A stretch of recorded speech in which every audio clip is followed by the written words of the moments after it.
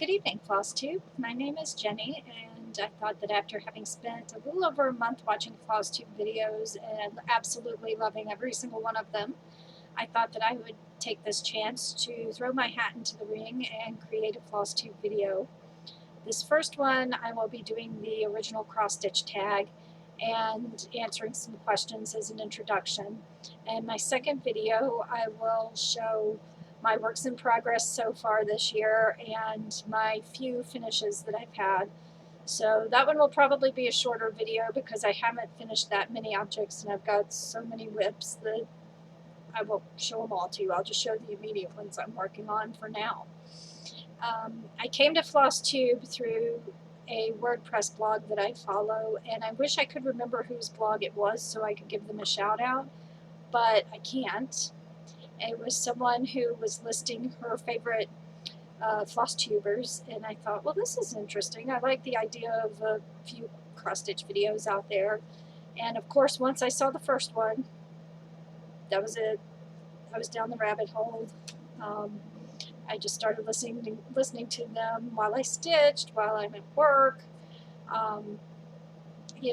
Just got addicted. And although I'm very new to Flosstube and even newer to making YouTube videos because this one will be my first one, I am not new at all to cross stitch. I've been stitching for about 24 years now, and I just thought that Flosstube was the first video I watched. I was like, this is my community. These are my people. These people understand. They understand me in a way that people who don't stitch or craft just don't. So I really like the feeling of community. And also, I've always been drawn to what I call process videos. And by that I mean just like people making things, people creating things.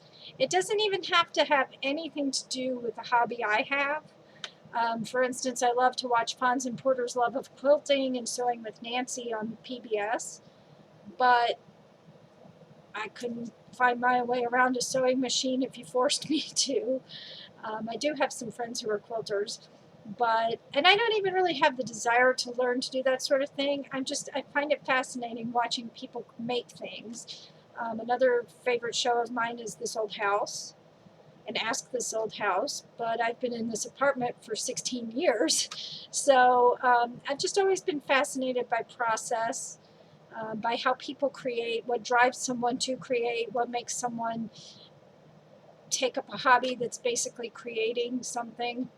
So that's another reason that I absolutely fell in love with Flosstube.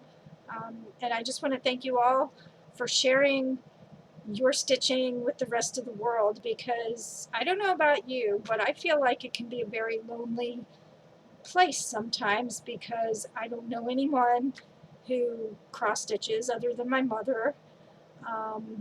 People who don't do it don't understand the amount of time it takes.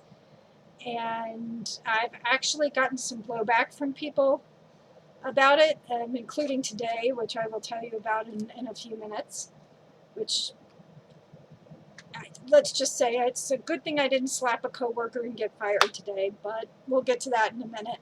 So I have my trusty list here of my Flosstube questions for the original cross-stitch tag. So let's get started. First of all, the first question is, how did you start stitching and who introduced you to cross-stitch? My mother, she taught me the summer before my senior year of high school, which was in '92, which is a whole lot longer ago than I want to admit, but hey, if you're not aging, you're not doing it right. She had always stitched when I was younger, and she had made some really cute things that I still to this day just adore. Cute little things in the bathroom, cute little things for the kitchen, just really, really cute, whimsical stuff. And I loved the fact that she could just take thread and paint with it. I have no graphic artist skills whatsoever, and nobody in my family really does either. But I just loved how it was like she was painting, but she was using fabric and thread. And the summer before my senior year in high school, I just wanted to learn. And she had plenty of stash, and she had some stash that was smaller patterns, because you don't start big and you don't start with a lot of colors. And she sat down, showed me, and 24 years later, here I am making a video about cross stitch. So thank you very much, Mother. You did an excellent job teaching me, and I'm so proud to share this hobby with you. The next question is, what are your favorite themes and who are your favorite designers? Most everything I stitch is for other people, so of course I tailor the theme to why I'm stitching them something. But for me personally, I really like Teresa Winsler, Sue Hillis, and Nora Corbett. And sadly, I've only stitched Sue Hillis's patterns so far. I do have the Teresa Winsler Christmas pattern book, and I do have the pattern book that had the castle in it, which is the one I originally bought it for, and I will eventually do the castle. I just, until recently, I didn't feel confident enough in my stitching skills to take it on, but heck, after 24 years, if I can't stitch a Teresa Winsler, why am I even still stitching? So, dragons, I've loved dragons since I was in 3rd grade. Anything with dragons or fantasy themes. That being said, some patterns I'm not really too fond of because I don't really like the ones that kind of tart up female sci-fi fantasy characters, but which is probably why I would never do a Haid, but it has nothing to do with, no, actually the reason why I probably wouldn't do a Haid would be because of the amount of time it would take, but I just don't particularly care for the portrayal of women in that type of sci-fi fantasy art.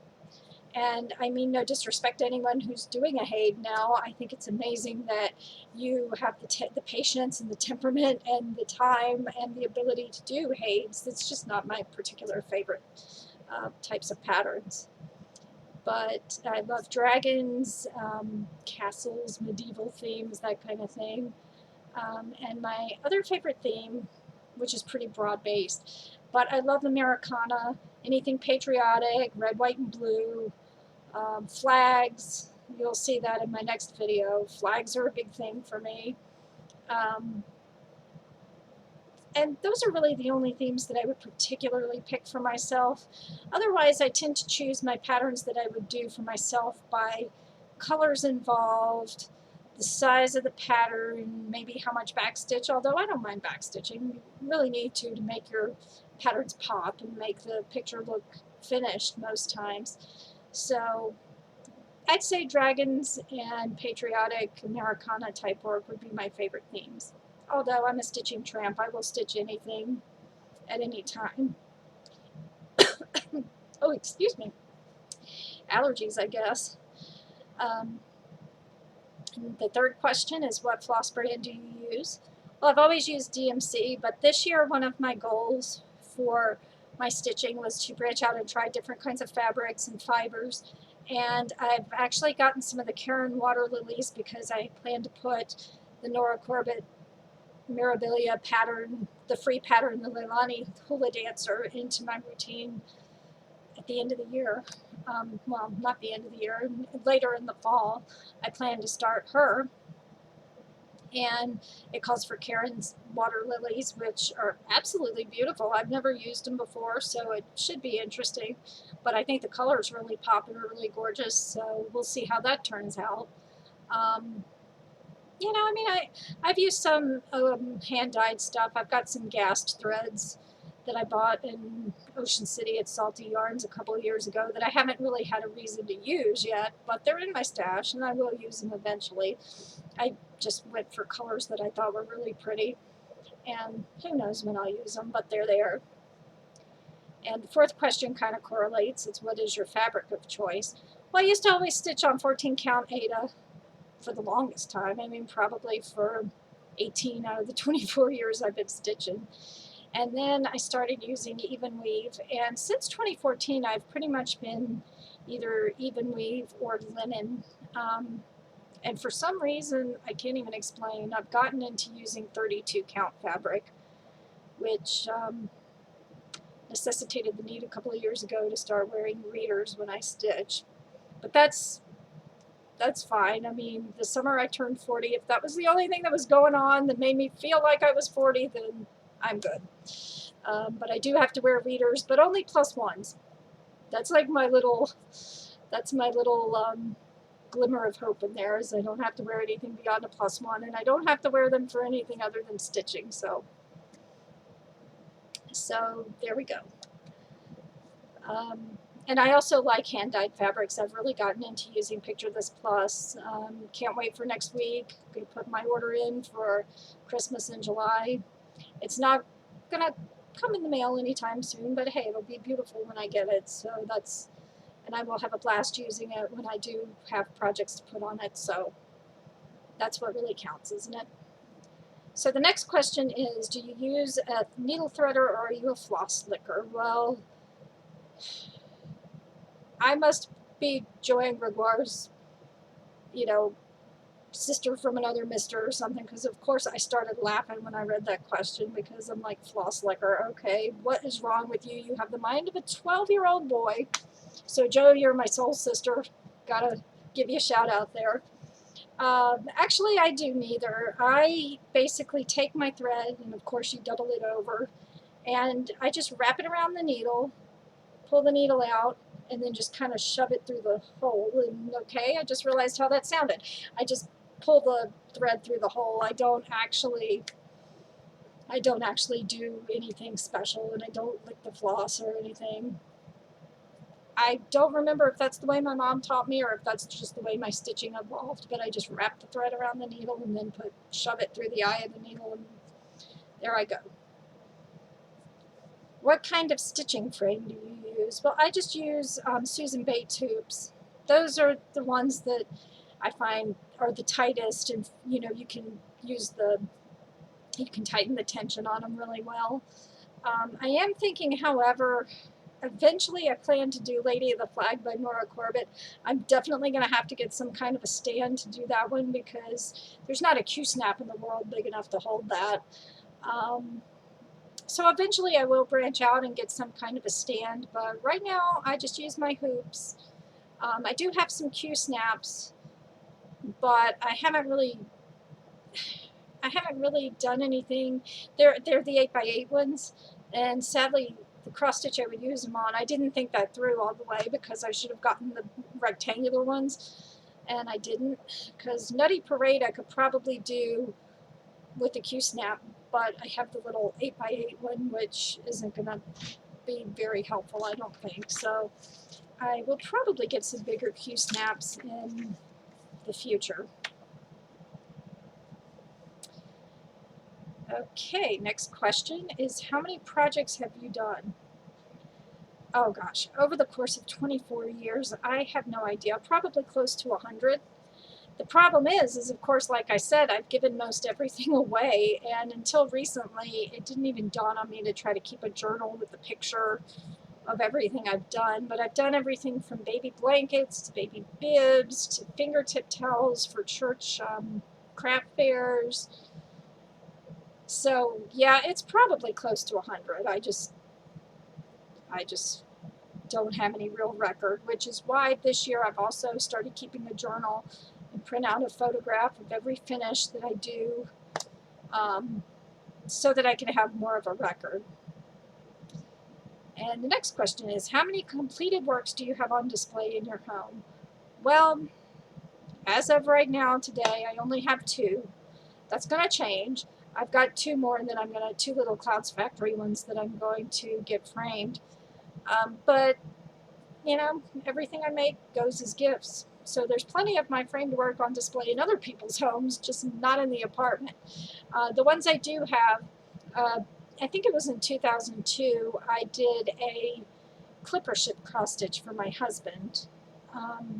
He's very much into all things nautical, all things the Navy, the sea, and I had an old Jeanette Cruise pattern book, which was beach themed, and it was a really pretty clipper ship. And back then I was only doing temp work because we had just moved up here, and I was trying to get myself established, and I just couldn't. So I had a lot of time to stitch in between temp assignments and things, and I made a clipper ship for him that hangs on the wall in our bedroom. And then I have a little, I guess it's about 4-inch square, just a little phrase that I cross-stitched up one day when I was bored. It took like a half an hour. I think it was a snow day a couple of years ago that I did it. And it says, God blesses this kitchen, but he doesn't clean it. Which is, I tried to motivate myself to get off my butt and clean up the kitchen every once in a while, but, you know, stitching, housework, which one gets taken care of first? It's not going to be the housework. And my mother would probably find that rich, because she told me one time when I was a kid, I told her I didn't like doing housework because it was boring. But I hate to say it, it's true. Stitching comes first. Even if the dishes are going to climb out of the sink and go into the dishwasher on their own, stitching comes first. Okay, the next question I pretty much already answered. Do you do more stitching for gifts or for yourself? I'd say it's about 99.5% stitching for other people and 0.5% for myself. However, this year I wanted to change that as well, because, you know, I just want to have some things of mine to hang on my walls. So I've got 2 projects that they're not in my rotation, so to speak, right now, but they are projects that I'm working on long term for myself that will eventually be finished and hung in the apartment. That was something I had been thinking about, was, you know, you're not getting any younger and you want to enjoy the stitching that you're doing now, and it's great that you give so many gifts, but make something for yourself. There's nothing wrong with that. So that's what I'm trying to do this year.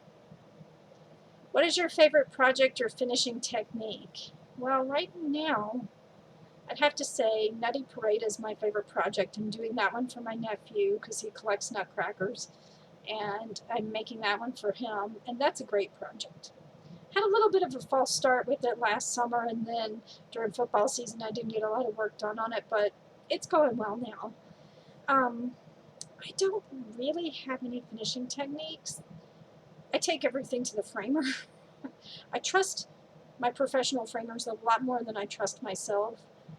It would kill me and probably kill my stitching vibe for a good long time if I spent the time to make something and tried to frame it myself and botched it up. That would just kill it for me. I just wouldn't be able to do it anymore. And my dad, it's so funny, he's an engineer, and he's framed most everything that my mother ever made. And, you know, he loves that. He lives for that whole, you know, get out the boards and the frames and the rulers and make sure everything, because, you know, he's a very precise man. He's an engineer. And he tried to convince me at one time that I could frame my own things, but I'm like, Daddy, no. If I lived in Virginia with you, I would probably bring you every project I ever made to frame. But because I don't, I'm not going to botch this up. It takes years sometimes to finish a project. I am not going to screw it up by trying to do it myself. Now, that being said, I've been watching some of Vanna's videos, and she's almost got me convinced I could do a few of her finishing techniques. But if I try to do that, then I want to just make a little throwaway piece that isn't going to anyone. It's not anything special, just so that I can practice and learn the techniques before I try to do them on something that I'm gifting to someone, because, like I said, I love to stitch. I don't want to ruin it for myself by ruining a piece I've spent months on trying to do because I have to be Miss Fancy Pants and finish my own work. And I love my framers anyway. They're great ladies. Downtown Amherst, right across from the Dickinson Homestead, Hope and Feathers Gallery and Framing. I think it's really cool that they named their shop after an Emily Dickinson poem. They're fantastic at what they do. I've been going to them for a couple of years now, and they just do an amazing job. So Simone, ladies, shout out to you. Thank you for taking good care of all my work. So let's see. The next question is, what has been your worst stitching experience? I wouldn't say I've had a bad stitching experience, because, I mean, I don't even think I could ever say I had but one wine and whip in 24 years. And it wasn't really a wine and whip per se. It was just, I think I got a little bit overzealous. When my nephew was a toddler, he was really into Thomas the Tank Engine, trains. I mean, that child, that's all he talked about. And I found back when Michael still sold stuff, which of course has been years, back when Michael still sold things, cross-stitch related, I found a Jeanette Cruz pattern book that was called 55 Trains. And I mean, thinking back on it now, I probably just should have chosen some of the cutest ones and put them in a cross stitch. But no, I decided, what the heck. It was back in 2006. My nephew was little. He was only going to be little once. He was only going to love Thomas for a limited amount of time. I was going to do the whole thing. It took so long to make that. I think it was a good 6 months. If not longer. It took at least 6 months to do that. And it was the biggest pain in the rear end I have ever stitched. But I was determined to see it through because I wanted to make it for my nephew. And the problem with it was that they were all very small. I mean, the largest of the trains was probably maybe that big. It was a bunch of small little, motifs, like railroad crossing signs and conductors and trains and, I mean, just very, very small stuff. So that was difficult. And then every single piece of every single train was backstitched, which was the most fiddly freaking backstitch I had ever done. And I'm not one who usually minds backstitching, but it was a pain on this stuff. And I was just so glad when I got it over with and could finish it for him and give it to him. And I will never stitch trains ever again. And I think if Flosstube had existed back then, this might have gone from wine and whip to a stitch and bitch. I don't, pardon my French, but there's no other way to describe that one. So my bellwether for cross-stitch projects that are a pain is 55 trains. And fortunately, I've never had another 55 trains. I do have Ink Circle's 99 bottles in my stash because I'm going to do that for a friend of mine who's a craft beer connoisseur. But then my husband looked at that, so I showed him the pattern, and isn't this cool? This is going to be so cute. Brian's going to love it. And he's like, that's going to be your next 55 trains, isn't it? But I looked at the pattern, and it doesn't have any backstitching at all, so no, that's not going to be my next 55 trains. Hopefully I'll never have another 55 trains. But I would say, and it wasn't even that bad, and it was just frustrating. It was just fiddly and little and frustrating, and there were more frogs in that project than probably exist in the deepest, darkest swamp in the middle of nowhere. So that was probably my worst, but I wouldn't call it bad. It was just, I was just relieved to get it done. And the next question, what do you hate about cross stitch? Well, this goes to what I was saying earlier about wanting to smack a coworker. What I hate about cross stitch is the cavalier attitude that people who don't do it have towards it. Sadly, in my interactions with other people, I've gotten some snotty blowback about it, and I know that the people in question were trying to be cute, but don't knock something I'm passionate about, people. Whether it's cross-stitch, photography, football, whatever, if you talk trash about it, I'm not going to be happy. But today is a case in point. I was talking to a coworker. We were in the kitchen. I was rinsing out a bottle to recycle it, and she was cleaning up her kitchen stuff. And I don't know how we even got on the discussion, but somehow in a very, very roundabout way, it came to a cross-stitch project I'm going to make for my dad, which is a Christmas story pattern from the one from Cloud's Factory. And I said something about that, and I was going to throw my bottle out, and she was going the other way down the hall, and she threw out this comment, by the way, I hate it when people are that talented. And at first I didn't even think that I heard her right, because, I mean, who's enough of a jerk to say that kind of thing to someone, right? But she said it, and that's kind of the attitude that, or I get the whole, well, why do you waste your time doing it, and it's not very many people in my life, but it's just enough people that it really ticks me off sometimes. So, I mean, you don't have to do something to respect the fact that someone else does. And I really, really wish people would just chill out about it. Don't knock what you don't understand, folks, regardless of what it is, but especially when it comes to something I love as much as cross stitch. Just don't knock it. And what do you love about cross stitch? Well, I love the act of creating. I love watching it when you get to that point in any given cross stitch where it finally starts to look like what it's going to look like. I love the solitude. I love the calming influence it can have. Cross stitch has gotten me through a lot of good times and bad. You know, I was working on a baby blanket for my niece when she was born, and her health was not very good. And when she was 4 months old, I had already finished the blanket for her at that point, but when she was 4 months old, we found out she had cystic fibrosis. So I felt like, you know, I was stitching it at a time when she wasn't doing very well. And a lot of worry about her and a lot of love for her went into the baby blanket I made her. And I love when you cross stitch something, and even if your friends know you cross stitch, they don't know that you made them something. It's just like that look on their face when they're like, oh my gosh, you did this for me. I love being able to bring that kind of joy to someone. And let's face it, cross stitch is love. You wouldn't take the time to do this for someone you can't stand. And a perfect example of that to me occurred this weekend in my life. This past Saturday, my husband and I went up to New Hampshire to a wedding of a very dear friend of ours. She was a student employee back when we first moved up here.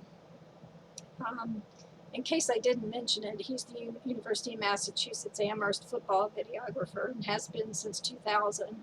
And she was his student employee from 2000 to 2002. And we've stayed close. We've stayed very close. And she got married over the weekend, and we went up to New Hampshire for her wedding. And it was an amazing, amazing time. And it was funny because Bill went to put the gift card that we had for her in the box on the reception table with the other gifts. And I was sitting at the table talking to some other people who were at the table with us. And he came back and he was like, come here, I want you to see something. I was like, what? So I got up and I followed him into the other side of the reception hall. He's like, look. And I turned around, and there was a cross stitch that I had made for her in 2013 sitting there as part of the reception. And it was peace ribbon. It was a red, white, and blue peace ribbon with the gold star in the middle. And underneath it, I wrote Semper Fi because she married a Marine, a former Marine. He's not in the Marines anymore, but they're very much into veteran outreach, working with Wounded Warriors Project. They decorate with all kinds of patriotic Americana memorabilia. And I had made that for her when they had moved. I think they moved to New Hampshire in 2013. I can't remember why 2013 was the year, but I know I made it for her birthday. And I had gotten it framed at Hobby Lobby because that was before I knew about the framer in Amherst. And just for that cross stitch to be a part of the wedding ceremony, it was really very touching and very sweet. And I just stood there and I was like, wow, she brought it to the wedding. You know, I was just like, wait a minute, I made that for her 3 years ago and it's at the wedding. So that just is the perfect example of cross stitch being about love and family and going beyond the picture that's on the fabric. You know, a lot of love goes into cross stitch. It's about family. It's about commemorating something special. Sometimes memorializing things if you're doing something in someone's memory. But it's always about love, and that's what I love the most about cross stitch. So the next question is, have you introduced others to cross stitch? Well, I tried, and I failed miserably on both counts. One of them was a woman I worked with. We used to have, and it just recently fell apart, but we used to have a craft lunch break every Wednesday from 12:30 to 1:30. And one of my friends, I tried to teach her, but I think it was just too fiddly for her. She tried, but it just wasn't her thing. And hey, it's not for everyone. And the other woman I tried to teach was someone I used to go to church with, and she I think gave up too quickly. I think she would have been able to have done it just fine because she sews and she makes doll clothes and things like that. I mean, if she could do that, she could cross stitch. But shortly before I fell out of friendship with her, she had kind of given up on it. And then it turns out that she and a mutual friend of mine had this big fight about a church-related thing and tried to put me in the middle, and she stormed out and left the church. And I haven't spoken to her since, so she's still got my pattern books. And, you know, I would have been perfectly happy to have worked with her however long she needed me to, but we just kind of had one of those falling out things, so that one failed miserably too. I would teach my niece and nephew, but those children do not have time. My niece is so far into dance, she might as well live at the dance studio. She's doing amazingly well, considering everything she's been through in her young life.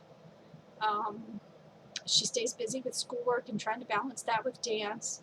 My nephew, when he was younger, wanted to learn, but now he's got Boy Scouts, archery. He's Order of the Arrow in Scouts now, which means that that's kind of a, you know, feather in his cap, so to speak, no pun intended.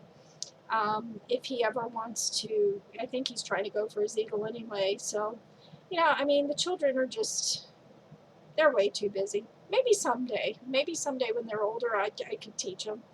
I think they'd want to learn, but they just don't have time for it right now.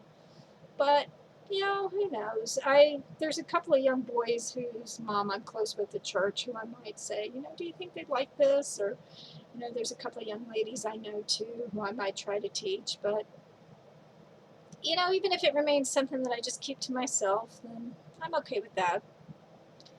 Okay, the next question is, what was your first project and did you finish it? Well, my first project was a gift. It was a little snail playing a flute. It couldn't have been much bigger than, say, maybe 3 inches square, 4 inches square.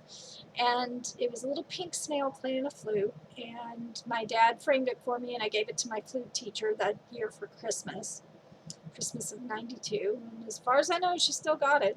I haven't seen her in years, but as far as I know, she still has it. And then the last question is, how do you store your floss? Well, until recently, I didn't have much in the way of a storage system. It was just a big box, everything was thrown into it. But I just bobbinized my thread, and then I used those floss storage boxes. I found that's the best thing for me. At one time, I tried to keep a notebook with the plastic dividers where you put the floss in the little squares, but those just fell apart. That was organized chaos is all that was. So I just used the plastic DMC bobbin holder box things. I don't have any real elaborate system, but so far that's working well enough for me, although I'm going to have to get some more boxes and bobbins because I just ordered I ordered a Coloris DMC set, and then I ordered the Jacquard and the Degas thing, so that's 100 and, what is that, like 150 skeins of floss. And I really liked the Hanukkah pack too, because that was a lot of different shades of blue and silver and stuff. And I mean, I had to restrain myself from ordering that one because I didn't have the money to go quite that full bore. But yeah, I'm going to end up with another 150 skeins of thread here in a few days when the mail comes, so I need to get some more bobbins.